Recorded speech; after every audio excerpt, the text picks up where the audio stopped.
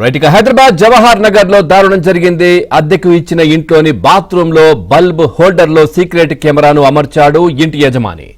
ఇక ఇంట్లో అద్దెకు ఉంటున్న వివాహిత స్నానం చేస్తున్న దృశ్యాలను రికార్డ్ చేశాడు. సీక్రెట్ కెమెరాను అద్దెకు ఉంటున్న వారు గుర్తించడంతో పోలీసులకు ఫిర్యాదు చేశారు.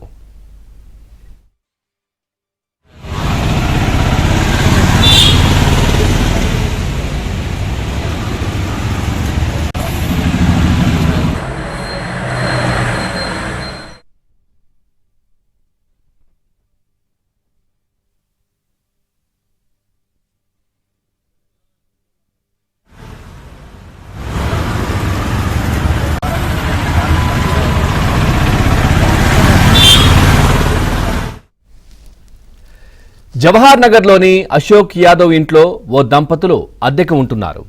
ఈ నెల 4న బాత్రూంలోని బల్బ్ పనిచేయడం లేదని ఇంటి యజమానికి తెలపడంతో ఎలక్ట్రీషియన్ ద్వారా బల్బ్ రిపేర్ చేయించాడు.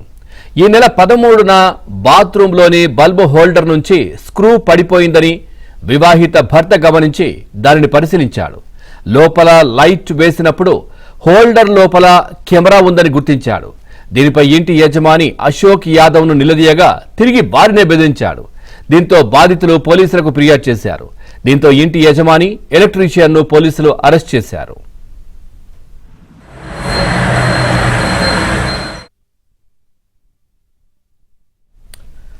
రైట్ ఇక ఇదే విషయానికి సంబంధించి మరింత సమాచారం మా క్రైమ్ కరెస్పాండెంట్ మణికంఠ అందిస్తారు. మణికంఠ, పూర్తి డీటెయిల్స్ ఏంటి?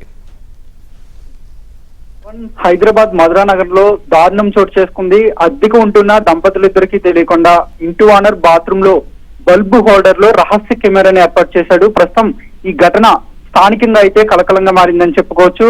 జవహర్ నగర్ లోని అశోక్ యాదవ్ అనే వ్యక్తి ఇంట్లో దంపతులిద్దరూ కొన్నేళ్లుగా మొదటి అంతస్తులో అద్దెకు ఉంటూ ఉన్నారు. అయితే ఈ నెల 4వ తారీఖున బాత్రూమ్ లో బల్బు హోల్డర్ చెడిపోయిందని ఇంటి ఓనర్ అశోక్ యాదవ్ కు ఆ యువతి అయితే తెలిపింది. దాంతో ఇంటి ఓనర్ ఎలక్ట్రీషియన్ చింటూ అనే యువకుని రప్పించి బల్బు హోల్డర్ అయితే మార్పించాడు. అయితే ఈ క్రమంలోనే ఈ నెల 13వ తేదీన బాత్రూమ్ లో అనుకోకుండా ఆ బల్బు హోల్డర్ నుంచి స్క్రూ ఊడిపడింది.